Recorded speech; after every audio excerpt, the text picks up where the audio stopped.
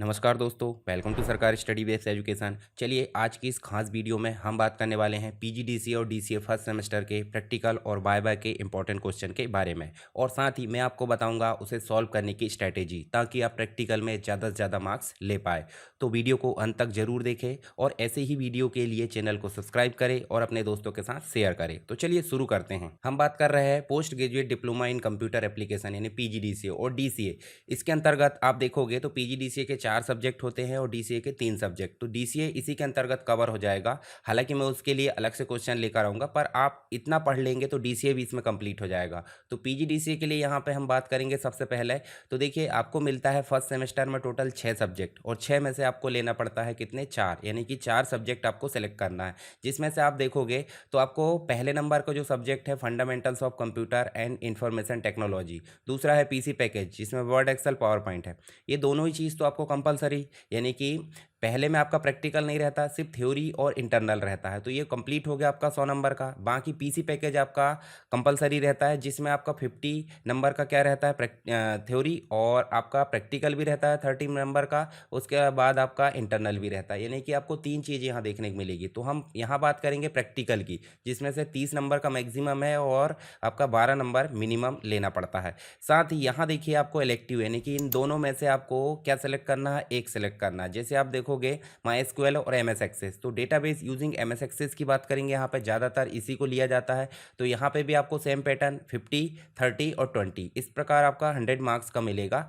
और साथ ही आपको चौथे नंबर पर देखने को मिलेगा फंडामेंटल्स ऑफ मल्टीमीडिया और प्रोग्रामिंग विद VB.NET। इनमें से आपको कोई एक लेना है। तो हम क्या बात करेंगे, पहले फंडामेंटल्स ऑफ मल्टीमीडिया की, उसके बाद कुछ लोगों का ये भी होगा, यानी कि कुछ स्टूडेंट का ये सब्जेक्ट भी होगा। जैसे प्रोग्रामिंग विद VB.NET की बात करें तो इसमें भी सेम पैटर्न है। तो हम यहाँ बात करेंगे कौन कौन से प्रैक्टिकल एग्जाम की। हम बात करेंगे पीसी पैकेज की, डेटाबेस यूजिंग MS एक्सेस की, फंडामेंटल्स ऑफ मल्टीमीडिया की और प्रोग्रामिंग विद VB.NET की। तो चलिए शुरू करते हैं। यहाँ पर सबसे पहले हम बात करेंगे पीसी पैकेज की। तो यहाँ हम बात करते हैं, देखिए पीसी पैकेज की। तो पीसी पैकेज आपका जो क्लास है वो हो जाती है 1 PGDCA 2, ठीक है। इसका पेपर कोड भी दिया है, जैसे आप यहाँ देखोगे तो पेपर कोड आपका प्रैक्टिकल में फिल करने को आएगा, तो आपको पेपर कोड भी ध्यान रखना है। देखिए 7618, इसके प्रकार आप देखें तो यहाँ डेटाबेस यूजिंग MS एक्सेस का पेपर कोड है 7620, और मल्टीमीडिया और VB.NET का भी आप यहाँ पे देख सकते हैं। तो पेपर कोड थोड़ा सा ध्यान में रखिए, ताकि एग्जाम में आपको फिल करने को यहाँ पे बन सके। चलिए सबसे पहले देखिए हम यहाँ बात करेंगे विंडोज़, यानी कि पीसी पैकेज के सिलेबस के अंतर्गत विंडोज़ भी है, MS वर्ड भी है, एक्सेल भी है और पावर पॉइंट भी है। साथ ही छोटा सा आउटलुक का पोर्शन भी देखने को मिल जाता है। तो हम इनमें से क्या क्या प्रैक्टिकल क्वेश्चन और क्या क्या वाइवा के क्वेश्चन बन सकते हैं वो यहाँ पे बात करेंगे। थोड़ा सा उनको हल कैसे करेंगे वो भी मैं आपको बता दूंगा, ठीक है। पूरा डिटेल में अगर देखना है तो आप जो आपका कंप्लीट वीडियो है पीसी पैकेज वाला, उसको जाकर देखिए। मैं इसके डिस्क्रिप्शन बॉक्स में या ऊपर आई बटन में आप देखोगे तो वहाँ पे आपको इसकी लिंक मिल जाएगी। साथ ही इसकी कंप्लीट PDF भी आपको देखने को मिलेगी, इस वीडियो के लिंक में मिल जाएगी डिस्क्रिप्शन में, या फिर कंप्लीट वीडियो के डिस्क्रिप्शन में आपको मिल जाएगी। चलिए सबसे पहले बात करते हैं विंडोज़ की। विंडोज़ के अंतर्गत आप देखोगे विंडोज़ और इंटरनेट का उपयोग देखा जा रहा है। तो यहाँ पे देखिए डेस्कटॉप को कस्टमाइज कैसे करें। डेस्कटॉप को कस्टमाइज बोले तो आप वॉलपेपर कैसे बदलते हैं, लैंग्वेज हिंदी इंग्लिश कैसे सेट करते हैं, तो ये आपसे बनना चाहिए, ठीक है। आई होप सभी से बन जाता होगा, तो क्योंकि डिटेल वीडियो अगर देखें तो ये सारी चीज़ें आपसे बन जाएगी। जैसे आप, मैं मान लो यहाँ देखिए राइट क्लिक करें तो यहाँ देखिए पर्सनलाइज आ रहा है। पर्सनलाइज में जाओगे, देखिए बैकग्राउंड वॉलपेपर सारी चीज़ें आप चेंज कर सकते हैं। तो ये आपसे बनना चाहिए, स्टेप्स भी बनना चाहिए, और जो प्रैक्टिकल है सारी चीज़ें आपसे लिखते भी बनना चाहिए। इसके अलावा लैंग्वेज अगर चेंज करना है तो टाइम एंड लैंग्वेज में गए, यहाँ से लैंग्वेज भी चेंज कर दिए, टाइम भी चेंज कर दिए।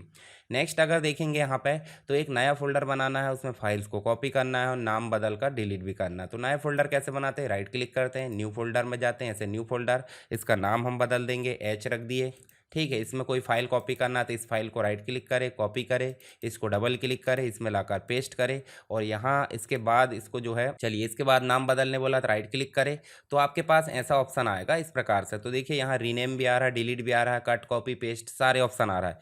तो ये काम आपसे बन जाता होगा। चलिए नेक्स्ट जो है डिस्क क्लीनअप और डिस्क डीफ्रेगमेंटेशन कैसे करते हैं, करके दिखाइए। तो एक बात है, जैसे हम लगातार काम करते रहते हैं तो हमारा कंप्यूटर धीरे धीरे स्लो हो जाता है, तो उसमें टेम्परेरी फाइल या अन्य जो बैकअप फाइल है वो बनकर तैयार हो जाती है। तो उन अनावश्यक फाइल को हटाने के लिए हम उपयोग करते हैं डिस्क क्लीनअप का। साथ ही डिस्क डीफ्रेगमेंटेशन की अगर बात करें तो हमारी ड्राइव में अनावश्यक रूप से हम जब डाटा स्टोर करते हैं तो हमारी ड्राइव जल्दी फुल होती हुई नज़र आती है, जबकि फुल नहीं होती, यानी कि डेटा स्टोर करते करते वो ऑटोमेटिक फुल दिखाती है पर फुल नहीं होती है। तो उसी को एडजस्ट करने के लिए हम कौन सी तकनीक का उपयोग करते हैं? डिस्क डीफ्रेगमेंटेशन की। ठीक है, तो यहाँ स्टार्ट बटन में गया और डिस्क क्लीनअप आपको टाइप करना है। आपको जिस भी ड्राइव को क्लीन करना है उसको सेलेक्ट करें और आपको ओके करना है। ठीक है, इस प्रकार आप ओके करोगे तो सारी चीज़ें आपकी डिस्क डी क्लीनअप हो जाएगी। और डीफ्रेगमेंट की बात करें तो उसमें ऑप्टिमाइज नाम से एक ऑप्शन आता है, डीफ्रेगमेंट एंड ऑप्टिमाइज। इसको आपको क्लिक करना है और आप देखिए यहाँ कौन सी ड्राइव आपकी जो है डीफ्रेगमेंट है उसको ऑप्टिमाइज करना, पहले एनालाइज करना फिर ऑप्टिमाइज करना। तो इस प्रकार आपका ये क्वेश्चन कंप्लीट हो जाता है। फिर गूगल क्रोम खोलना है और पैन कार्ड के लिए आवेदन करना है। तो गूगल क्रोम कैसे खोलेंगे? हम यहाँ पे गूगल क्रोम की नई विंडो खोलेंगे और यहाँ जाएंगे और यहाँ लिखेंगे हम पैन कार्ड, सीधे लिखना है पैन कार्ड। और पैन कार्ड लिखे देखिए अप्लाई पैन कार्ड लिखा है, ऑनलाइन सर्विसेज NSDL। ठीक है, या फिर लॉगिन करना है पैन कार्ड यूटी, देखिए www.penutilities.com है, इस पर जाना है और आपको पैन के लिए एक सिंपल आवेदन करना है। ठीक है, जैसे यहाँ पे आप बहुत सारी चीज़ें देखेंगे, तो देखिए प्रिंट करना है, रजिस्ट्रेशन करना है, फॉरेन सिटीजन है, इंडियन सिटीजन है, तो इसके लिए अप्लाई करोगे तो यहाँ क्लिक करना है। और ये देखिए apply for new pan card, regenerate है, डाउनलोड है, तो यहाँ पे अप्लाई करना 49A में। और यहाँ देखिए आपको बेसिक जानकारी देखने को मिल जाएगी। तो ये सारी चीज़ें आप धीरे धीरे इस प्रकार, जैसे कंपनी है, एसोसिएशन पर्सन है, ठीक, इंडिविजुअल है, इंडिविजुअल हमने सेलेक्ट करे और धीरे धीरे यहाँ पर देखिए बोथ ई पेन दोनों चीज़ हमको चाहिए। तो इस प्रकार आप जो है देखिए यहाँ फिजिकल मोड हम डिजिटल मोड कर देते हैं, आधार से हमको KYC करवाना है और उसके बाद हम जो है इसको क्या करेंगे, सबमिट करेंगे। ठीक है, जब सबमिट करोगे तो बाकी की चीज़ें देखिए आपको जो है यहाँ देखिए धीरे धीरे करके सारा फॉर्म आ जाएगा। इसको आपको अप्लाई कैसे करना है, थोड़ी सी स्टेप बनना चाहिए। इसके बाद MS पेंट या वर्ड पेड में कुछ डॉक्यूमेंट या ड्राइंग करो। तो पेंट ब्रश में काम करना सबको बन जाता होगा। पेंट ब्रश में गए, कुछ डिज़ाइन करना है यहाँ से, उसके स्टेप्स बनना चाहिए। दूसरा वर्ड पेड में जाना है और वर्ड पेड में जाने के बाद अब देखिए यहाँ पे वर्ड पेड विंडोज़ 11 में वर्ड पेड हटा दिया गया है। तो हम सिंपल जो है क्या ओपन कर लेते हैं, हम ओपन कर लेते हैं MS वर्ड। देखिए MS वर्ड और वर्ड पेड लगभग लगभग ज़्यादातर वो है, MS वर्ड में सारे ऑप्शन आ चुके हैं। वर्ड पेड छोटा है और MS वर्ड थोड़ा सा बड़ा है, तो यहाँ जाएंगे और कुछ लिखकर फॉर्मेटिंग करना आप बता सकते हैं। चलिए नेक्स्ट चलते हैं। वाइवा से संबंधित क्वेश्चन क्या होंगे, ये तो हो गया प्रैक्टिकल की। वाइवा मतलब मौखिक होता है, प्रैक्टिकल रिटर्न होता है। तो दो चीज़ आपको मिलेगी, मैं आपको बताता हूँ यहाँ पे प्रैक्टिकल के लिए। जैसे उदाहरण के लिए 30 नंबर का प्रैक्टिकल है तो वो तो छोड़ दो, यहाँ पे आपको एक कॉपी मिलेगी 8 पेज की हो सकती है, जैसे भी उसमें कुछ क्वेश्चन आएंगे इस प्रकार के। इन क्वेश्चन के आंसर आपको एज इट इज़ लिखना है, सामने फ्रंट में कुछ फिल करने का होगा। तो फिल करने का जो पैटर्न है वो मैं आपको अलग से बता दूंगा, उसकी टेंशन नहीं लेना है। उसके बाद नेक्स्ट जो होगा, जब एग्जामिनर होगा तो एग्जामिनर आपसे प्रैक्टिकल क्वेश्चन करवाएगा, मतलब कंप्यूटर पे, और मौखिक पूछेगा भी। तो मौखिक पूछेगा उसके लिए होता है वाइवा। तो जैसे मान लो उदाहरण के लिए यहाँ पूछा विंडोज़ को शट डाउन और रीस्टार्ट में क्या अंतर है, कैसे करते हैं। तो शट डाउन का मतलब परमानेंट बंद करना, जब हम काम खत्म करें और बंद करके चले गए। और रीस्टार्ट का मतलब क्या हो जाता है, जब तुरंत कंप्यूटर हमारा स्लो हो गया और रीस्टार्ट हम करना चाहते हैं, यानी कि बंद करके चालू करना चाहते हैं, तो उसके लिए रीस्टार्ट होता है। डिस्क क्लीनअप हमने समझ गए। एंटीवायरस क्या होता है, वायरस को हटाने के लिए। लैंग्वेज सेटिंग कैसे की जाती है, तो स्टार्ट बटन में गए, लैंग्वेज सेटिंग में गए और हम लैंग्वेज की सेटिंग कर सकते हैं, जैसे रिमिंगटन गैल कर सकते हैं या फिर कोई और अदर लैंग्वेज। सर्च इंजन क्या है, जब भी हम वेबसाइट को सर्च करना चाहते हैं तो ब्राउज़र में हम जिस प्लेटफॉर्म का उपयोग करते हैं, एक वेबसाइट का उपयोग करते हैं, उसे बोल देते हैं सर्च इंजन। जैसे उदाहरण के लिए आपका जो गूगल है, google.com, वो एक प्रकार का सर्च इंजन है। yahoo.com की बात करें तो ये भी एक प्रकार का सर्च इंजन है। ठीक है, तो ये कुछ उदाहरण हो गए। गूगल ऐप में कौन कौन से टूल होते हैं, गूगल ऐप में कौन कौन से टूल होते हैं आपको पता होना चाहिए। गूगल ऐप जब खोलोगे तो गूगल में आपको मिलेगा गूगल का जीमेल मिलेगा। ठीक है, गूगल के ऐप स्टोर मिलेंगे, गूगल का कैलेंडर मिलेगा। ठीक है, गूगल का जो हैंगआउट मिलेगा, हैंगआउट बोले तो गूगल मीट आप बोल सकते हैं आज की डेट में। चलिए मैं आपको दिखाता हूँ। जैसे हम चले यहाँ पे कहाँ इसमें, तो यहाँ देखिए हम सीधे खोल लेते हैं गूगल, और गूगल में जाओगे तो यहाँ देखिए राइट साइड में आप देखोगे, देखिए गूगल सर्च है, गूगल बिजनेस, मैप है, यूट्यूब है, जेमिनी है, जीमेल है, ये सारे गूगल के ऐप कहलाते हैं। तो आपको थोड़ा सा पता होना चाहिए। चलिए अब बात कर लेते हैं एमएस वर्ड से रिलेटेड कुछ प्रैक्टिकल क्वेश्चन और वाइवा की। तो प्रैक्टिकल क्वेश्चन पहले हम देखेंगे यूनिट 2 में एमएस वर्ड की बेसिक जानकारी है और यूनिट 3 में एमएस वर्ड एडवांस रूप से है। ठीक है, तो यहाँ देखिए प्रैक्टिकल क्वेश्चन में एक लेटर तैयार करना है। लेटर बोले तो जिसमें हेडिंग हो, यानी कि एप्लीकेशन फॉर लीव करके एक हेडिंग, पैराग्राफ हो। ठीक है, जैसे हम लिखते हैं ना कि भाई उपरोक्त विषय अंतर्गत निवेदन है या जो भी है, उसके बाद पेज नंबर होना चाहिए। अभी लेटर हिंदी इंग्लिश दोनों में हो सकता है, तो लेटर 2 पेज का भी हो सकता है, तो उसमें पेज नंबर ऐड कैसे करें, तो एमएस वर्ड के ट्यूटोरियल में आपको सारी चीज़ें मिल जाएगी। उसके बाद एक टेबल बनाना है, उसमें नेम है, एड्रेस है और मोबाइल नंबर ये लिखना है। जैसे मान लो एक टेबल बनाया आपने, तो 3 कॉलम होना चाहिए। ठीक है, ये देखिए इसमें नेम आ जाए, इसमें आ जाए एड्रेस और इसमें आ जाए मोबाइल नंबर, 3 चीज़ें हो और कुछ बेसिक आपको डेमो नंबर्स या डेमो जो रिकॉर्ड है उसको रख लेना है। ऐसे टेक्स्ट में बोल्ड कैसे करते हैं, इटैलिक कैसे करते हैं, अंडरलाइन कैसे करते हैं, फ़ॉन्ट कैसे कलर करते हैं और अलाइनमेंट, तो आपको एमएस वर्ड में जाओगे सारी चीज़ें मिलेगी। देखिए इस प्रकार से तो ये करते बन जा रहा है, इसका मतलब आपका प्रैक्टिकल कंप्लीट है। अब मैं आपको एक मतलब जो है एक अनुमानित क्वेश्चन बता रहा हूँ आपके प्रैक्टिकल एग्ज़ाम के लिए। जो क्वेश्चन है वो आपके संस्थान के ऊपर डिपेंड करता है कि इनमें से वो कौन सा क्वेश्चन दे रहे हैं। ठीक है, तो आपको इन क्वेश्चन को अगर तैयारी बन जाती है तो आप कोई भी क्वेश्चन हल कर सकते हैं। नेक्स्ट आप वाइवा में देखेंगे तो ऑफिस ऑटोमेशन क्या है। भाई ऑफिस ऑटोमेशन का मतलब हो जाता है ऑफिस को ऑटोमेट करना। बोले तो वर्ड प्रोसेसिंग का काम करना, स्प्रेडशीट का काम करना, प्रेजेंटेशन बनाना, डेटाबेस मैनेज करना, इंटरनेट से रिलेटेड वर्किंग करना। तो ये सारे जो काम जिस एप्लीकेशन के माध्यम से किए जाते हैं वो ऑफिस ऑटोमेशन स्वीट कहलाता है। जैसे एमएस ऑफिस के अंतर्गत आपको सारे काम मिल जाएंगे। एमएस वर्ड और गूगल डॉक में क्या अंतर है, तो एमएस वर्ड ऑफलाइन है, ऑफलाइन के साथ साथ ऑनलाइन भी ये काम करता है, परंतु ज़्यादातर ऑफलाइन होता है। ये इसको इंस्टॉल करना पड़ता है और ये पेड है। ठीक है, माइक्रोसॉफ्ट ऑफिस का प्रोडक्ट है। और गूगल डॉक्स जो है एक प्रकार से फ्री वर्जन है, इसके लिए सिर्फ ईमेल आईडी लगती है, गूगल का प्रोडक्ट है। ये ऑनलाइन वर्जन है किसका, एमएस वर्ड का। दोनों ही वर्ड प्रोसेसिंग का काम करते हैं। नेक्स्ट रिबन और टूलबार की अगर बात करें तो टूलबार पहले के समय में चलता था और रिबन आज के समय में चलती है। 2007 एमएस ऑफिस आया है, उसके बाद आपको रिबन देखने को मिल जाती है, पर पहले क्या मिलता था, टूलबार मिलता था। फॉन्ट स्टाइल क्या होती है, बोल्ड, इटैलिक, अंडरलाइन करना। पेज सेटअप कहाँ से करते हैं, तो भाई पेज सेटअप के लिए आपको सिंपल कहाँ जाना होता है, लेआउट में। और लेआउट में जाने के बाद देखिए आपको लिखा होगा यहाँ पे मार्जिन वगैरह, तो यहाँ डायलॉग लॉन्चर में जाना है, ये पेज सेटअप है। पेज सेटअप में आप जाओगे तो ये सारी सेटिंग आप कर सकते हैं। चलिए नेक्स्ट देखें, टेबल इंसर्ट करने के स्टेप्स। वही टेबल इंसर्ट कैसे करोगे, सिंपल आपको इंसर्ट टैब में जाना है, टेबल वाले ग्रुप में जाना है और जो भी टेबल चाहिए इंसर्ट के माध्यम से, ड्रॉ के माध्यम से कन्वर्ट करना है, एक्सेल स्प्रेडशीट लाना है या क्विक टेबल, तो इन सभी मेथड के माध्यम से आप क्या कर सकते हैं, टेबल ला सकते हैं। फिर बात करते हैं यूनिट 3 की। यूनिट 3 में आपको मिलेगा एमएस वर्ड के एडवांस फीचर। तो एडवांस फीचर में सबसे पहले प्रैक्टिकल क्वेश्चन देखें तो मेल मर्ज की सहायता से 5 स्टूडेंट के जो है क्या तैयार करें, एक मतलब एक प्रकार से लेटर तैयार करना है। तो मैं आपको एक दिखाऊं, जैसे मैंने यूट्यूब में एक वीडियो बनाया जिसमें आपको देखने को मिलेगा कंप्लीट जो मेल मर्ज का एग्जाम्पल है वो बताया हूं मैंने। तो यहाँ देखिए आपको मेल मर्ज की सहायता से लेबल प्रोजेक्ट कैसे बनाए, या फिर आगे जाओगे तो एक सर्टिफिकेट कैसे बनाना, जैसे मैंने आगे बताया था मेल मर्ज की सहायता। देखो यहाँ रेफरेंस और रेफरेंस के पहले ये मैक्रो, ये देखिए यहाँ पे आप देखोगे तो ऑफिस वर्क में ये वर्ड प्रूफिंग वाला है। यहाँ देखिए मेल मर्ज की सहायता से मैंने सर्टिफिकेट बनाना बताया था। तो ये सारी चीज़ें आपको कंप्लीट रूप से मिल जाएगी। हालांकि मैंने एमएस वर्ड में कंप्लीट बताया हूँ, पर यहाँ ऑफिस स्किल जो देखोगे आप तो इसके अंतर्गत भी आपको सारे प्रैक्टिकल देखने को मिल जाएंगे जो आपकी रियल लाइफ में भी काम आएंगे प्रैक्टिकल के साथ साथ। अब देखिए क्लिप आर्ट और शेप का उपयोग, एक पोस्टर बनाइए। तो क्लिप आर्ट क्या होता है, पहले से बने बनाए कुछ आइकॉन या फिर कोई पिक्चर जो कार्टून्स होते हैं, और शेप हम जो लाते हैं इस प्रकार से, रेक्टेंगल है या राउंडेड रेक्टेंगल है, तो इनकी सहायता से एक बेसिक पोस्टर बनाना है, उसको डिज़ाइन करने की स्टेप्स बताना। टेबल ऑफ कंटेंट का उपयोग कैसे करते हैं, इक्वेशन कैसे लाते हैं, तो भाई टेबल ऑफ कंटेंट कैसे लाओगे, यहाँ देखिए रेफरेंस में जाओगे, टेबल ऑफ कंटेंट इस प्रकार से ला सकते हैं। साथ ही आप क्या ला सकते हैं, इक्वेशन, तो इक्वेशन इंसर्ट टैब में जाना और इस प्रकार से इक्वेशन आप ला सकते हैं।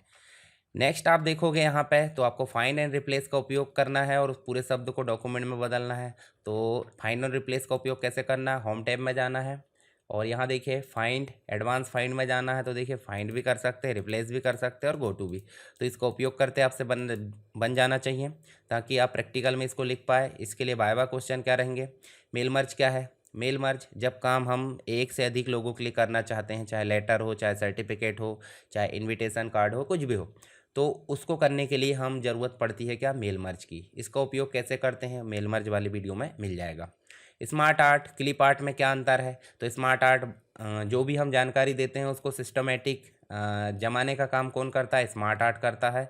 और क्लिप आर्ट की बात करें तो पहले से कुछ बने बनाए कार्टून्स होते हैं, चाहे एनिमल के हो, चाहे कंप्यूटर हो, चाहे कोई भी चीज़ के हो, वो उसको क्लिप आर्ट बोल देते हैं। मैक्रो जब काम हम कोई बार बार करना चाहते हैं तो उसे हम रिकॉर्ड कर लेते हैं, रिकॉर्डिंग को ही क्या बोल देते हैं, मैक्रो। पेज मार्जिन और टैब सेटिंग कहाँ से बदलते हैं, वह सिंपल सी बात है, एमएस वर्ड में चले और पेज मार्जिन के लिए लेआउट में जाए, मार्जिन आप यहाँ से सेट कर सकते हैं या कस्टम बना सकते हैं।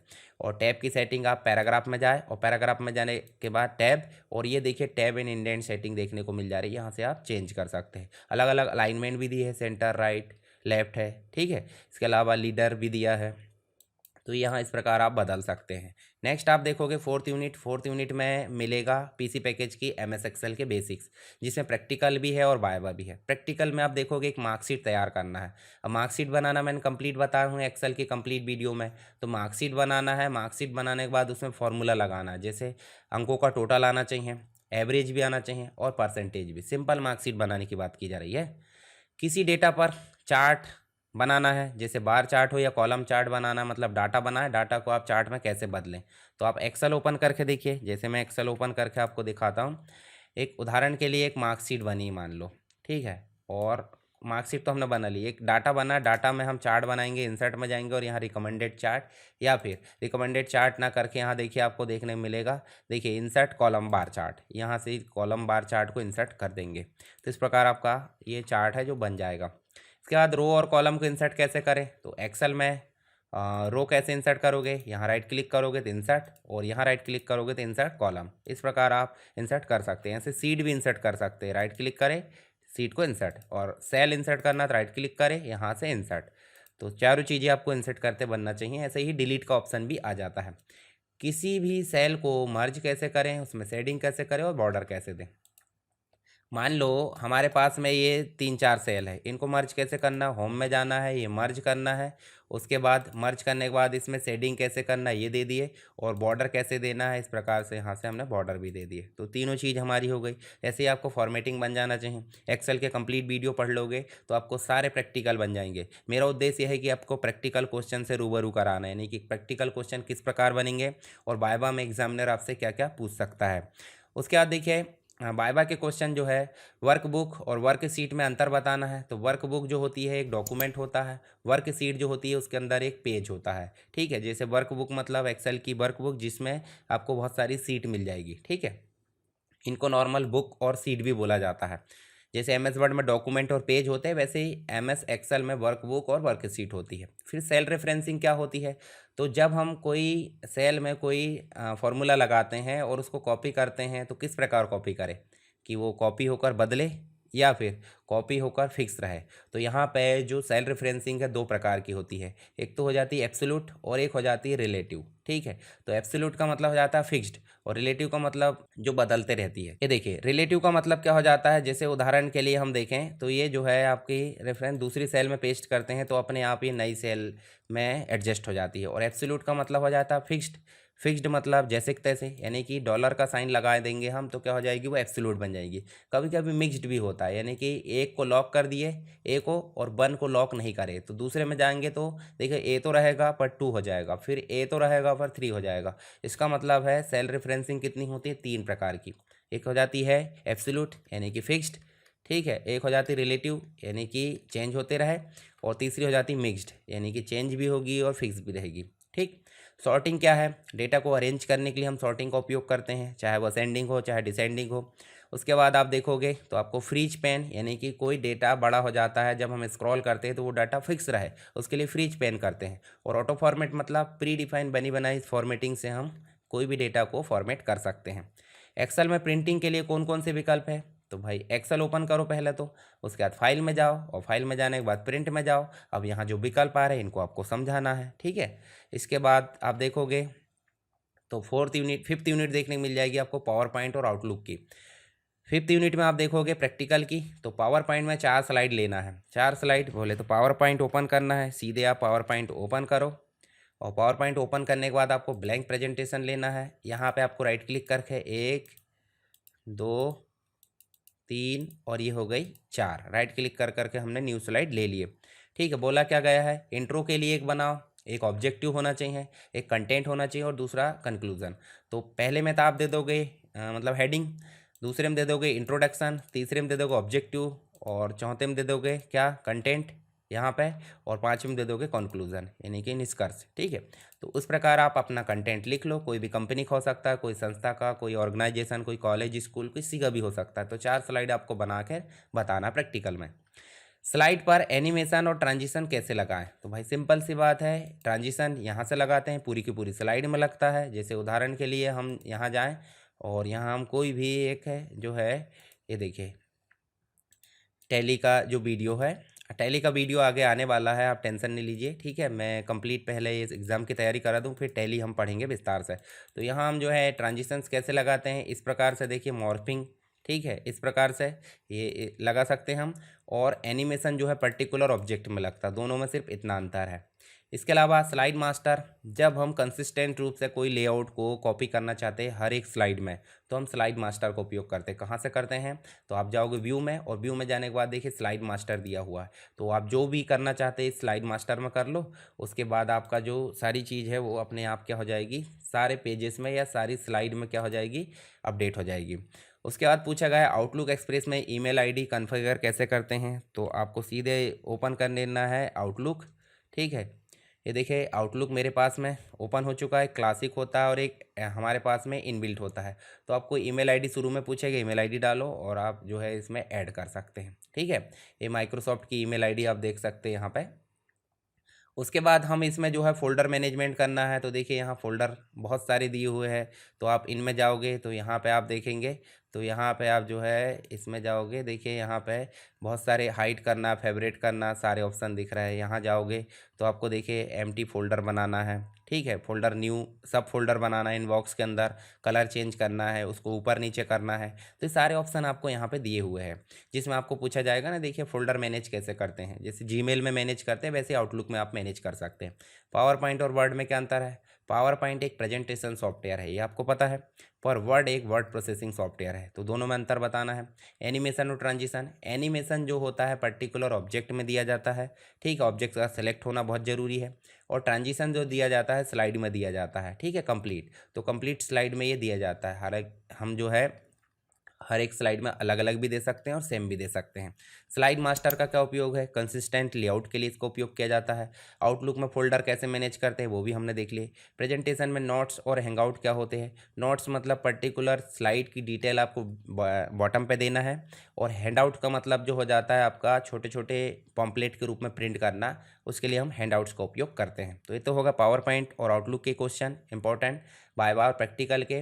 साथ ही कुछ एक्स्ट्रा प्रैक्टिकल टिप्स जो हो जाती है आपकी, जैसे फाइल फॉर्मेट याद रखना है, यानी कि सेव करते समय भी, और जब आपको से कोई पूछे, जैसे डॉक्यूमेंट के लिए DOCX, एक्सेल के लिए XLSX और पावर पॉइंट के लिए PPTX।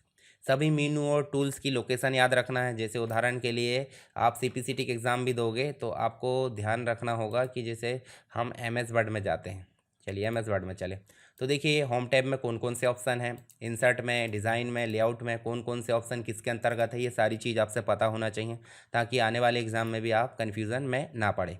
कमांड की स्पेलिंग पता होना चाहिए, सारे कमांड जितने भी है, बोल्ड, इटैलिक, अंडरलाइन जैसे जितनी भी कमांड है उनको याद रखना है। शॉर्टकट की अच्छे से याद रखना है MS वर्ड की, और अन्य जो टूल्स है। काम करते समय ध्यान रखें कि हर टास्क ज़्यादा समय ना ले, मतलब जल्दी जल्दी करना है कोई भी चीज़ के लिए, टाइमर लगा कर रखें ताकि आपकी स्पीड बढ़ जाए। तो ये हो गया कुछ इंपॉर्टेंट क्वेश्चन प्रैक्टिकल के, PC पैकेज के, जो हमने यहाँ पे देखे। हल कैसे करना वो भी बता दिया, तो आपको इनको ध्यान से पढ़ लेना है, जितने भी है कंप्लीट वीडियो देख लेना और उसकी PDF भी पढ़ लेना है। ठीक है, जब आप प्रैक्टिकल एग्जाम देने जाएंगे तो आपकी जो प्रैक्टिकल कॉपी है उसके फ्रंट पेज में आपको कौन कौन सी जानकारी और कैसे भरना है वो भी एक बार जान लीजिए। जैसे आपको इस प्रकार की प्रैक्टिकल कॉपी मिलती है, तो आप ध्यान से देखिए, यहाँ पे इस साइड में आपको कुछ भी काम नहीं करना है। साथ ही इसके बाद यहाँ पे सेंटर हाँ, जो इंचार्ज होता है इंस्टीट्यूट वाला, उसकी सील सिग्नेचर होती है। आपको यहाँ से काम करना है। आपका रोल नंबर यदि आपको पता है तो ठीक है, नहीं तो एडमिट कार्ड में आ जाता है तो आपके एडमिट कार्ड में मिल जाएगा, या फिर आपको अटेंडेंस सीट में रोल नंबर मिल जाएगा। तो रोल नंबर यहाँ पे अंकों में भरना है। जैसे यहाँ पे मैंने 2 भर दिया, 3 भर दिया, ठीक है, इसके बाद 4 भर दिया, 5 6 7। और इसी को यहाँ पे कैसे भरना है, या तो 2 3 4 5 में भर दो, या आप हिंदी में लिख दो 2 3 4 जो भी है।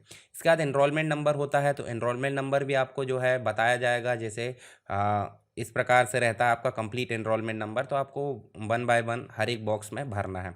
फिर प्रैक्टिकल पेपर का नाम, जैसे उदाहरण के लिए मैंने आपको बताया अभी पीसी पैकेजेस, ठीक है, पीसी पैकेज रहेगा, एमएस एक्सेस रहेगा, या मल्टीमीडिया, या बीबी.नेट, जैसे भी। तो आपको इसका नाम भरना है, शॉर्ट में नाम भर दिए इस प्रकार। कंप्लीट जो कोष्टक वाला है वो चीज़ न लिख ले।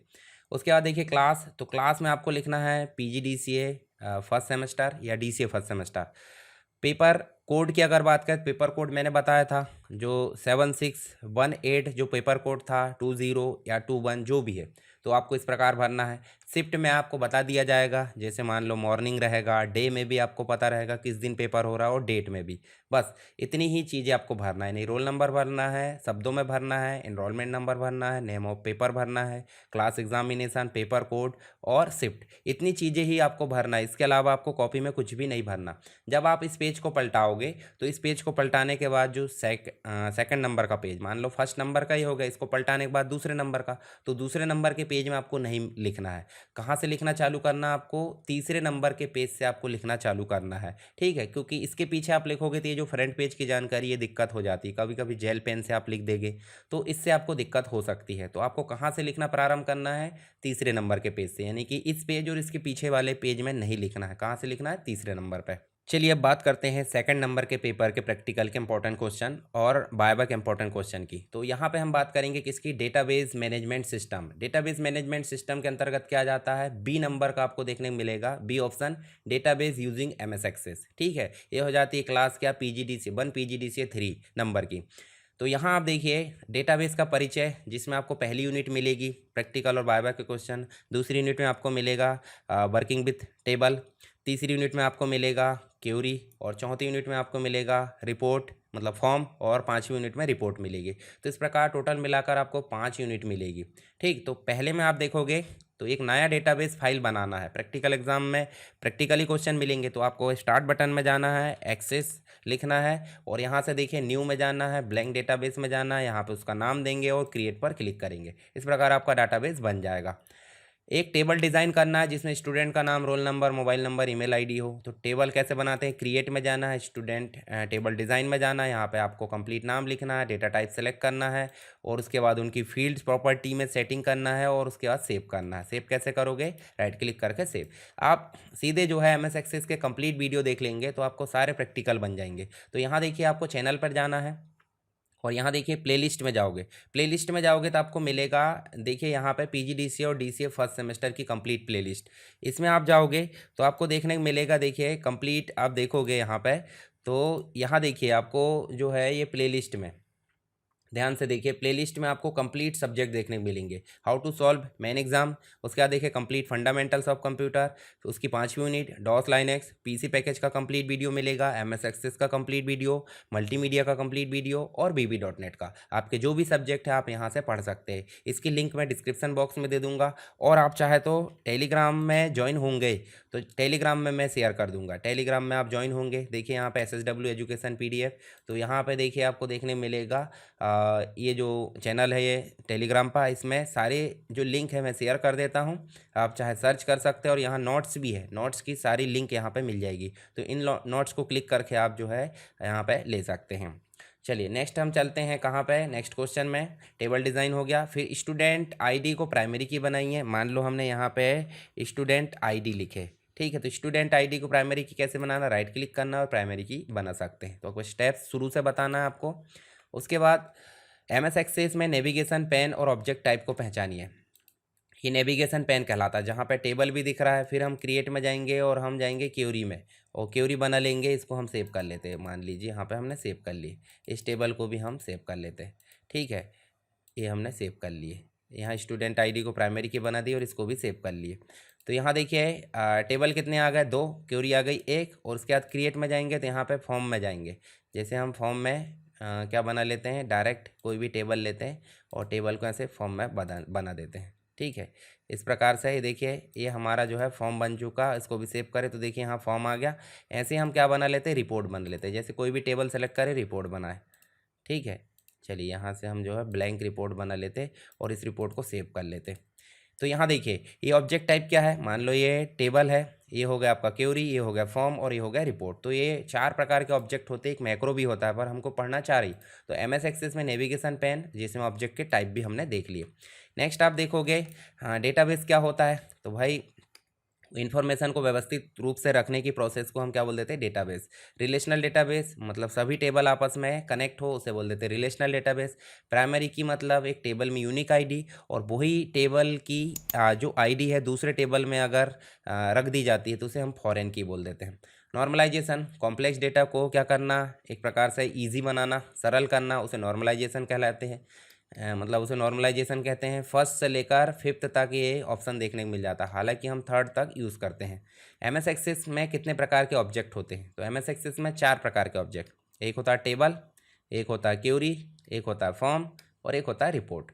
ठीक है, तो ये 4 प्रकार के ऑब्जेक्ट हमने देखे, यहाँ पर आप देख सकते हैं। इसके बाद सेकेंड यूनिट में टेबल के साथ वर्किंग, बोले थे कि एम्प्लॉय टेबल बनाना है, तो हमने बनाना देख लिए। ठीक है, एमएस एक्सेस में आप देख सकते हैं। डेटा टाइप सेट करना है, टेक्स्ट नंबर। मान लो हम जो है एमएस एक्सेस में चलें और यहाँ पे आप देखोगे तो यहाँ देखिए इसमें हम डेटा टाइप सेट कर सकते हैं। टेक्स्ट है, नंबर है, ये देखिए लार्ज नंबर, डेट है, करेंसी है। तो ये सारे जो चीज़ है वो डेटा टाइप कहलाते हैं।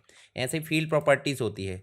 फील्ड प्रॉपर्टी मतलब मान लो हम यहाँ पे सैलरी टाइप कर देते हैं और सैलरी में हम रख देते हैं क्या, यहाँ पे नंबर। और नंबर में हम जाते हैं वैलिडेशन का रूल, और वैलिडेशन रूल में हम यहाँ पे 3 डॉट पर क्लिक करें तो वैलिडेशन रूल में हम ऐसे करके बड़ा, बराबर या बड़ी, मान लो इक्वल लगाए और ग्रेटर देन लगाए और यहाँ 5000 लिख दी। ठीक है, तो ये वैलिडेशन इस प्रकार से हम जो है इसमें दे सकते हैं। वैलिडेशन रूल में टेक्स्ट भी हम दे सकते हैं। ठीक है, चलिए यहाँ पे वैलिडेशन हो गया। इसके बाद जो है वैलिडेशन रूल लगाए तो ये हमने अभी देखे। ठीक है, उसके बाद देखिए कुछ रिकॉर्ड इंसर्ट करे, एडिट करे और डिलीट करे। तो रिकॉर्ड इंसर्ट कैसे करना है, इसको मान लीजिए सेव कर लीजिए और राइट क्लिक करके इसको डेटा सीट में गए, यहाँ आपको रिकॉर्ड इंसर्ट करना है। राइट क्लिक करें तो देखिए यहाँ से डिलीट का ऑप्शन भी आ रहा है और सारे ऑप्शन आ रहा है। नेक्स्ट क्वेश्चन देखने को मिलेगा यहाँ पे, सैलरी के आधार पर सॉर्टिंग कीजिए। मान लीजिए एक टेबल में आपके पास सैलरी नाम की हेडिंग है जिसमें बहुत सारी सैलरी है, तो उसको असेंडिंग और डिसेंडिंग कैसे सॉर्टिंग करेंगे ये आपको करके दिखाना है।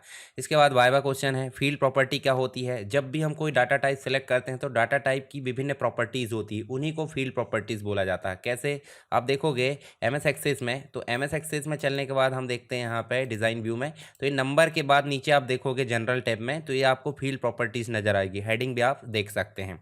इसके बाद आप देखिए टेबल में वैलिडेशन कैसे लगाते हैं, तो अभी हमने बात करें। देखिए कोई भी फील्ड आप सेलेक्ट करोगे और फील्ड सेलेक्ट करने के बाद आप वैलिडेशन रूल और वैलिडेशन टेक्स्ट आप लगा सकते हैं। साथ ही इसका एडवांस रूप से काम करना है तो आप देखिए यहाँ पे वैलिडेशन यहाँ पे लगा सकते हैं। जैसे फंक्शन है देखिए, कांस्टेंट है, ऑपरेटर है, जो भी चीज़ लगाना, अर्थमेटिक ऑपरेटर है, कंपैरिजन है, कंपैरिजन में इस प्रकार आप लगा सकते हैं। ठीक है, इसके बाद आप यहाँ पे लिखोगे, मान लीजिए आप यहाँ पे 5000 लिखना चाहते हैं। ठीक है, इसको आप ओके कर दोगे तो देखिए इस प्रकार से वैलिडेशन यहाँ पे लग जाएगा। इसके बाद नेक्स्ट जो है सॉर्टिंग और फिल्टरिंग में क्या अंतर है, तो ये आपको पता होना चाहिए। सॉर्टिंग मतलब अरेंज करना, फिल्टर मतलब छांटना। ठीक है, टेबल को मॉडिफाई कैसे करते हैं, तो राइट क्लिक करें, डिज़ाइन व्यू में गए, मॉडिफाई करें। टेबल में प्राइमरी की सेट करना, ये भी आपसे बन गया। 3rd यूनिट में आप चलेंगे तो क्वेरी और रिलेशनशिप मिलेंगी, यानी कि 2 टेबल को आपस में जोड़ना किसी पर्टिकुलर फील्ड के माध्यम से, उसे बोल देते हैं रिलेशनशिप। जैसे स्टूडेंट और मार्क्स दोनों को आपस में जोड़ना है, तो स्टूडेंट आईडी को मार्क्स वाले में जाएंगे तो स्टूडेंट आईडी के अकॉर्डिंग इसको जोड़ लेंगे। यहाँ पे प्राइमरी की होगी और यहाँ पे फॉरेन की होगी। रेफरेंशियल इंटीग्रिटी इनेबल कैसे करते हैं, तो होता क्या है, मान लो 2 टेबल है तो डेटा कंसिस्टेंट बना रहे, यानी कि यूनिक रहे एक प्रकार से, और उसमें कोई भी चेंजेस हो तो आपको पता चल जाए, उसके लिए हम यहाँ पे बताते हैं रेफरेंशियल इंटीग्रिटी। जब रिलेशनशिप बनाते हैं तो वहाँ पे ये आता है। एक क्यूरी बना है जिसमें 60% से ज़्यादा अंक वाले जो छात्र है वो दिखा है। तो यहाँ पे क्यूरी में हम बना सकते हैं। क्यूरी बनाने के लिए तो आपको पता है, आप डिटेल वीडियो देखिए इसकी क्यूरी की और उसमें आपको ये चीज़ें समझ में आ जाएगी। उसके बाद नेक्स्ट जो है डुप्लीकेट या अनमैच्ड रिकॉर्ड वाली क्यूरी आपको बनाना है, तो आपको देखने को मिलेगा ये एक्सेस वाले कंप्लीट वीडियो में। वाइवा के क्वेश्चन में आप देखोगे तो आपको रिलेशनशिप के प्रकार बताना है, जैसे 1 to 1 हो जाता है, 1 to many हो जाता है, many to 1 हो जाता है। तो मुख्य रूप से 3 प्रकार के रिलेशनशिप होते हैं। रेफरेंशियल इंटीग्रिटी क्या होती है, ज़रूरी क्यों है? तो दो या दो से अधिक टेबल में जब एक ही व्यक्ति की रिकॉर्ड बहुत सारी जगह है तो वो सब यूनिक बने रहे, एक जैसे बने रहे, उसके लिए लगाते हैं हम रेफरेंशियल इंटीग्रिटी। क्यूरी और फिल्टर में क्या अंतर है? तो क्यूरी जो हो जाती है मल्टीपल टेबल में भी बना सकते हैं और सेव भी कर सकते हैं, पर फिल्टर सिंगल टेबल में बनता है और सेव नहीं कर सकते हैं। दोनों का उपयोग जो होता है छांटने के लिए या फिल्टर लगाने के लिए हो जाता है। पैरामीटर क्यूरी जो हो जाती है, पैरामीटराइज क्यूरी क्या जो कमांड के माध्यम से करते हैं हम, उसका उपयोग करके बताना है। और एसक्यूएल व्यू क्या होता है वो आपको, हालांकि ये 2 क्वेश्चन नहीं पूछे जाएंगे पर मैंने आपको बता दिया। यूनिट 4 में हम देखेंगे फॉर्म के रूप में। तो स्टूडेंट टेबल का एक कॉलम टाइप का फॉर्म बनाना है। कॉलम मतलब जो हो जाते हैं जितने भी टेबल जो फॉर्म है उसके विभिन्न प्रकार के फॉर्म हो जाते हैं, जिसमें आपका कॉलम टाइप का भी आ जाता है, टेबुलर भी हो जाता है और अलग अलग प्रकार। फॉर्म को विजार्ड की सहायता से बनाना है। फॉर्म में हेडर एंड फुटर ऐड करना है। एक सब फॉर्म भी बनाना है मेन फॉर्म के साथ जुड़ा हो। ऐसे वाइवा के क्वेश्चन, फॉर्म क्यों उपयोग किया जाता है? डेटा इनपुट करने के लिए, स्टूडेंट से डाटा लेना, उसके लिए फॉर्म उपयोग किया जाता है। कॉलम और टेबुलर में दोनों में क्या अंतर है आपको बताना है। ये सब वाइवा के क्वेश्चन है। फॉर्म विजार्ड और डिज़ाइन व्यू में क्या अंतर है? फुटर और हेडर का उपयोग क्यों किया जाता है ये आपको बताना है यहाँ पे। और इंटरेक्टिव एलिमेंट क्या होते हैं, जैसे हम बटन पर क्लिक करें तो काम करना चाहिए, ऐसे एलिमेंट को इंटरेक्टिव एलिमेंट बोला जाता है। जैसे फॉर्म भी एक इंटरेक्टिव एलिमेंट है। फिर नेक्स्ट आप देखोगे रिपोर्ट से संबंधित प्रैक्टिकल क्वेश्चन। एम्प्लॉई टेबल का एक रिपोर्ट बनाना, जैसे हमने अभी बनाकर देखे थे। ग्रुप रिपोर्ट तैयार करना, जैसे डिपार्टमेंट के अनुसार एम्प्लॉई का ग्रुप हो जाए। रिपोर्ट में हेडर फुटर जैसे फॉर्म में जोड़े थे। और रिपोर्ट को प्रिंट कैसे करें। वाइवा के क्वेश्चन में आप देखोगे रिपोर्ट क्या होती है, इसकी ज़रूरत क्यों होती है, टेबुलर और ग्रुप रिपोर्ट में क्या अंतर है, रिपोर्ट को फॉर्मेट कैसे करें, मल्टी टेबल रिपोर्ट कैसे बनाएं एक से अधिक टेबल की, और रिपोर्ट में प्रिंट प्रीव्यू कैसे देखते हैं। ऐसे एक्स्ट्रा कुछ बोनस क्वेश्चन है। रिकॉर्ड नेविगेशन बटन का उपयोग करना बताना, नेक्स्ट है, प्रीवियस है, फर्स्ट है और लास्ट है। डेटाबेस कॉम्पैक्ट और रिपेयर का उपयोग करना समझे। इसके बाद देखिए डेटा टाइप को सही चुने, नहीं तो कैलकुलेशन में एरर आएगी। और रिलेशनशिप में एनफोर्स रेफरेंशियल इंटीग्रिटी का बॉक्स टिक जरूर करना है, ठीक है। अब नेक्स्ट जो सब्जेक्ट हो जाता है वो हो जाता है आपका इलेक्टिव सब्जेक्ट, जिसमें फर्स्ट PGDCA 4 हो जाता है। A नंबर का मल्टीमीडिया है और B नंबर का BB.NET। इनके भी क्वेश्चन हम जान लेते हैं सरसरी नज़र से, ताकि आपको पता चल पाए किस प्रकार के क्वेश्चन बनते हैं। नेक्स्ट यहाँ फर्स्ट यूनिट में आपको देखने को मिलेगा इंट्रोडक्शन मल्टीमीडिया का, जिसमें आपको प्रैक्टिकल क्वेश्चन में पावर पॉइंट का उपयोग करके सिंपल प्रेजेंटेशन बनाना है, जैसे PC पैकेज में हमने बनाए थे। टेक्स्ट, इमेज, साउंड, एनिमेशन ये शामिल होना चाहिए, ठीक है। इसके बाद एक HTML फाइल बनाना है वेब पेज वाली, जिसमें टेक्स्ट होना चाहिए। फिर एक पावर पॉइंट में ऑब्जेक्ट लिंकिंग एम्बेडिंग, यानी कि पावर पॉइंट में MS वर्ड के ऑब्जेक्ट को लेके आना है, या एक्सेल के, या फोटोशॉप के, या पेंटब्रश के, तो इसे हम बोल देते हैं OLE, object linking embedding. RTF मतलब जो MS वर्ड या वर्ड पेड का टेक्स्ट है, और HTML मतलब हो जाता है जो वेब पेज के लिए लिखा गया है। दोनों को बताना है उदाहरण सहित। मल्टीमीडिया क्या है? एक से अधिक एलिमेंट, मान लो एक से अधिक मीडिया, मान लो टेक्स्ट है, इमेज है, ग्राफिक्स, या फिर हम बात करें वीडियो है, एनिमेशन है, इन सब को मिलाकर हम बोलें तो ये मल्टीमीडिया कहलाते हैं। यानी एक से अधिक माध्यम है किसके लिए? ट्रांसमिशन के लिए, विचारों का आदान प्रदान करने के लिए, तो उसे हम बोल देते हैं मल्टीमीडिया। मल्टीमीडिया के कौन कौन से एलिमेंट्स होते हैं? टेक्स्ट है, इमेज है, वीडियो है, ऑडियो है, एनिमेशन, ये सब एलिमेंट है। RTF और HTML हमने देख लिए। मल्टीमीडियम टेक्स्ट की भूमिका, तो आप जब एक वेबसाइट भी ओपन करते हैं, मान लो एक वेबसाइट ओपन करें हमने, चलिए यहाँ पे हम ओपन कर लेते हैं mcu.ac.in। तो यहाँ देखिए जब हम टेक्स्ट का उपयोग की बात कर रहे हैं तो बिना टेक्स्ट के कुछ भी चीज़ संभव नहीं। जैसे एक बैनर बना, तो बैनर में देखिए हेडिंग के लिए, सब हेडिंग के लिए, टेक्स्ट के लिए, ठीक है, नीचे बॉटम में कोई टेक्स्ट देना है, आपको मीनूज़ वगैरह देना है, देखिए मीनू देना है, नोटिफिकेशन के लिंक देना है, तो सभी के लिए टेक्स्ट इंपॉर्टेंट है, और ये सब मल्टीमीडिया चीज़ें कहलाती है। उसके बाद मल्टीमीडिया बनाने के लिए हार्डवेयर, तो ऑपरेटिंग सिस्टम तो सॉफ्टवेयर हो गया। हार्डवेयर में आपका CPU चाहिए, मदरबोर्ड चाहिए, ठीक है, रैम चाहिए, रोम चाहिए, तो सारी चीज़ें हार्डवेयर कहलाती है। सेकंड में आपको देखने मिलेगा साउंड। साउंड के अंतर्गत अगर बात करें प्रैक्टिकल की, तो प्रैक्टिकल एग्जाम में साउंड फाइल जो कि MP3 और वेव हो सकती है। MP3 आपकी कंप्रेस्ड फाइल हो जाती है, यानी कि एक प्रकार से उसका साइज़ कम होता है, और वेव फाइल जो हो जाती है अनकम्प्रेस्ड, यानी विंडोज़ की फाइल हो जाती है। इसको एडिट कैसे करना है, तो ऑडासिटी के माध्यम से एडिट कैसे करना है वो मैंने आपको बता चुका हूँ, आप देख लीजिए। मोनो और स्टीरियो साउंड, मोनो का मतलब हो जाता है सिंगल साइड और स्टीरियो मतलब डबल साइड, ठीक है। तो ये दोनों साउंड में आपको अंतर बताना है। सिंपल वॉइस रिकॉर्डिंग करना है, जैसे माइक से मैं कर रहा हूँ यहाँ पे, और उसमें सिंपल इफेक्ट लगाना बताना है, जैसे ऑडिशन में भी आप कर सकते हैं। हेड ऑफ ऑडिशन में मिडी जो फाइल हो जाती है, जैसे हारमोनियम की जो वॉइस हो जाती रिकॉर्ड करते हैं ना हम, हारमोनियम की जो इफेक्ट हो जाते हैं उसको म्यूजिक सॉफ्टवेयर में कैसे चलाना है। ध्वनि के गुण यानी कि साउंड के गुण बताना है, जैसे फ्रिक्वेंसी हो जाती है, एम्पलीट्यूड हो जाता है, ठीक है, वॉलिसिटी हो जाती है, तो ये सब ध्वनि के गुण हो जाते हैं। मोनो स्टूडियो साउंड में अंतर, मिडी क्या होती है, MP3 और वेव फाइल फॉर्मेट में अंतर बताना है, साथ ही मल्टीमीडिया में 3D साउंड क्या होता है ये बताना है। थर्ड यूनिट में आपको ग्राफिक्स से रिलेटेड जो क्वेश्चन है वो देखने मिलेंगे, जैसे इमेज को स्कैन करना है, उसे सेव करना है, मोबाइल से स्कैन करो या स्कैनर से। डिजिटल कैमरे से एक इमेज लेना है, कैप्चर करना है और उसे रिसाइज करना है। फोटोशॉप का उपयोग करके आप कर सकते हैं, ठीक है। फोटोशॉप का ट्यूटोरियल देख लीजिए। किसी इमेज का रेजोल्यूशन और बिट डेप्थ बदलना है, आप इमेज की साइज़ में जाकर इसको बदल सकते हैं। BMP, TIF और JPG फाइल फॉर्मेट में एक एक फाइल को सेव करना है। साथ ही वेक्टर और रास्टर ग्राफिक्स में अंतर बताना। वेक्टर बोले तो जो मैथमेटिकल इक्वेशन से बनती है, और रास्टर जो बोले तो पिक्सल से बनती है। इमेज कैप्चरिंग मेथड का उपयोग बताना है, कौन कौन से तरीके से। इमेज के एट्रीब्यूट बताना है, जैसे फाइल का नाम हो जाता है, फाइल का साइज़ हो जाता है, या फिर अलग अलग प्रकार के जो एट्रीब्यूट होते हैं।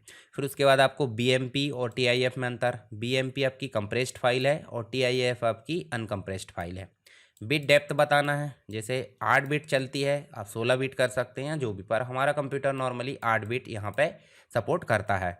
वीडियो की बात करें और एनिमेशन की, तो एक छोटा सा वीडियो इंपोर्ट करना है, बेसिक वीडियो एडिटिंग करना है। जैसे आप वीडियो एडिटिंग के अंतर्गत प्रीमियर प्रो वाला जो वीडियो है वो देख लेंगे तो आपका ये काम कंप्लीट हो जाएगा।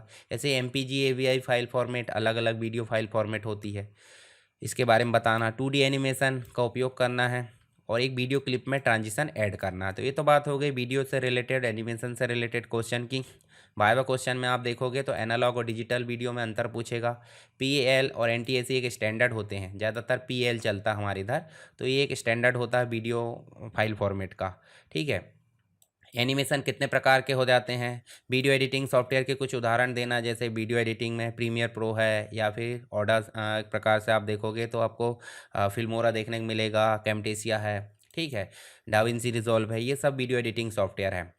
MJPG क्या है इसके बारे में बताना। साथ ही 5वीं यूनिट में मल्टीमीडिया के भविष्य में उपयोग बोले तो इसके एप्लीकेशन, जैसे स्लाइड बनाइए, मल्टीमीडिया के उपयोग शिक्षा, मनोरंजन और पत्रकारिता में दिखाए गए हो। पावर पॉइंट में वर्चुअल रियलिटी की बेसिक जानकारी दी गई हो। मल्टीमीडिया प्रोडक्शन में कैरियर पाथ के बारे में ग्राफिकल स्लाइड बनाया गया हो। और एक ऑथरिंग टूल का उपयोग करना, जैसे एडोब फ्लैश या डायरेक्टर का उपयोग करना, उसके इंटरफेस को समझाना है। शिक्षा और जो यानी कि एक प्रकार से एजुकेशन और जर्नलिज्म में मल्टीमीडिया का उपयोग बताना है। वर्चुअल रियलिटी क्या होती है, साथ ही HMD हेड माउंटेन डिस्प्ले और केब, ठीक है, वर्चुअल रियलिटी के अंतर्गत आते हैं। मल्टीमीडिया के क्षेत्र में कौन कौन से करियर विकल्प है ये बताना है। इसके बाद आपके ऑथरिंग टूल क्या क्या होते हैं, तो ये सभी आपके क्वेश्चन देखने को मिल जाते हैं। एक्स्ट्रा बोनस नोट्स आप देख सकते हैं यहाँ पे। अब बात आ जाती है जिन लोगों का इलेक्टिव सब्जेक्ट में ए नहीं है बोले तो मल्टीमीडिया नहीं है, तो उनके लिए होगा प्रोग्रामिंग विद BB.NET, ठीक है। तो इसके भी कुछ इंपॉर्टेंट क्वेश्चन जान लेते हैं। जैसे हम देखेंगे फर्स्ट यूनिट में, तो एक प्रोग्राम, इसमें क्लास ऑब्जेक्ट है, तो फर्स्ट में आपको देखने को मिलेगा एक प्रोग्राम बनाना है जिसमें क्लास और ऑब्जेक्ट और मेथड का उपयोग करना है, ठीक है। BB.NET का कंप्लीट वीडियो देखेंगे तो ये सारी चीज़ें आपको जो है बन जाएगी। तो एक क्लास का मतलब एक प्रकार से क्लास, ऑब्जेक्ट और मेथड का उपयोग करके एक छोटा सा प्रोग्राम बनाना है, ठीक है। ऐसे ही इनहेरिटेंस और पॉलीमॉर्फिज्म को दर्शाने वाला एक छोटा सा प्रोजेक्ट बनाना है। इनहेरिटेंस मतलब क्या हो जाता है, एक क्लास के फीचर दूसरे क्लास में आते हैं, उसे इनहेरिटेंस बोलते हैं। पॉलीमॉर्फिज्म का मतलब एक चीज़ बनाया और हर चीज़ में उसको उपयोग कर लिए, उसे पॉलीमॉर्फिज्म बोल देते हैं। जैसे शेप नाम की क्लास बनाए तो उसे रेक्टेंगल, राउंडेड रेक्टेंगल, या फिर आपको पॉलीगॉन, बहुत सारी चीज़ें आप बना सकते हैं। सेकेंड यूनिट में आपको .NET से रिलेटेड चीज़ें मिलेगी, जैसे BB.NET में एक प्रोजेक्ट कैसे बनाते हैं, कंस्ट्रक्टर और ओवरलोडिंग का उपयोग कैसे करना, उसकी क्लास बनाइए। एक्सेस स्पेसिफायर जैसे पब्लिक है, प्राइवेट है, प्रोटेक्टेड का उपयोग कैसे करना है। एक वेरिएबल, एक क्लास का उपयोग जो है उसके बारे में पूछा गया है। थर्ड यूनिट में आपको कंट्रोल्स पूछा गया है, जैसे टेक्स्ट बॉक्स, लेबल का उपयोग कैसे करना है, मैसेज बॉक्स, इनपुट बॉक्स का उपयोग करना है, एरे और फंक्शन के साथ डेटा प्रोसेसिंग कैसे करना है। फोर्थ यूनिट में एडवांस कंट्रोल जैसे लिस्ट बॉक्स, कॉम्बो बॉक्स, ये डेटा कैसे दिखाना है, check box, radio button, feedback form कैसे बनाना है, टाइमर का उपयोग कैसे करना है, डिजिटल क्लॉक। उसके बाद 5वीं यूनिट में एडीओ डॉट नेट से रिलेटेड चीज़ें मिलेगी। एडीओ डॉट नेट मतलब एक्टिव एक्स डेटाबेस ऑब्जेक्ट, बोले तो बीबी डॉट नेट और डेटाबेस के बीच में ब्रिज का काम करेगा। तो एक्सेस और एसक्यूएल सर्वर में कनेक्शन कैसे बनाना है। एक फॉर्म बनाइए जिसमें डेटा ऐड किया गया हो, अपडेट किया गया हो, डिलीट किया गया हो। तो स्टूडेंट रजिस्ट्रेशन वाला फॉर्म मैंने बताया, उसमें आप देख सकते हैं। डेटा ग्रिड व्यू जो यूज़र इंटरफेस होता है उसमें डेटा को दिखाने या रिकॉर्ड को दिखाने के लिए काम किया जाता है। अब यही जैसे बाय बाय के क्वेश्चन देखें तो उप से रिलेटेड क्वेश्चन जैसे ऑब्जेक्ट ओरिएंटेड प्रोग्रामिंग क्या है ये पूछा जा सकता है। क्लास एंड ऑब्जेक्ट में क्या अंतर है। क्लास एक स्ट्रक्चर होता है, ऑब्जेक्ट उसका इंस्टेंट होता है, ठीक है, मतलब एक प्रकार से इसका एजेंट बोल दे। इनहेरिटेंस पॉलीमॉर्फिज्म का क्या मतलब है। डॉट नेट फ्रेमवर्क क्या है, इसके एलिमेंट कौन कौन से हो जाते हैं। CLR common language run time, CTS common type system क्या है, MSIL क्या है, मतलब एक प्रकार से माइक्रोसॉफ्ट इंटरमीडिएट लैंग्वेज बोलते हैं। फिर उसके बाद MSG बॉक्स और इनपुट बॉक्स में क्या अंतर है, सब रूटीन और फंक्शन में क्या अंतर है, स्कोप और लाइफ टाइम वेरिएबल क्या हो जाते हैं। एडवांस कंट्रोल के अंतर्गत लिस्ट बॉक्स, कॉम्बो बॉक्स में अंतर पूछा जाएगा। इसमें सारे जो ऑप्शन है वो दिखते हैं, इसमें एक ही ऑप्शन दिखता है सिलेक्टेड वाला। टाइमर का उपयोग कैसे किया जाता है, मेनू बार कैसे डिज़ाइन किया जाता है। डेटाबेस प्रोग्रामिंग में आपको एडीओ डॉट नेट पूछा जाएगा। अडाप्टर डेटा सेट क्या हो जाता है, डेटा रीडर डेटा सेट में क्या अंतर है, और बीबी डॉट नेट से MS एक्सेस में डेटा कैसे जोड़ते हैं। तो ये हो जाते हैं कंप्लीट हमारे PGDCA फर्स्ट सेमेस्टर के प्रैक्टिकल एग्ज़ाम के और वाइवा के इंपॉर्टेंट क्वेश्चन। तो ये था दोस्तों PGDCA और DCA फर्स्ट सेमेस्टर के प्रैक्टिकल और वाइवा के इंपॉर्टेंट क्वेश्चन के बारे में। आपको वीडियो कैसी लगी, अगर आपको वीडियो अच्छी लगी है तो लाइक ज़रूर करें, और PGDCA और DCA वाले जितने भी स्टूडेंट हैं उन तक ये वीडियो शेयर करें, और आने वाला वीडियो किस टॉपिक पर चाहिए वो आप मुझे कमेंट बॉक्स में ज़रूर बताएं। तो चलिए मिलते हैं नेक्स्ट वीडियो के साथ में, तब तक के लिए जय हिंद।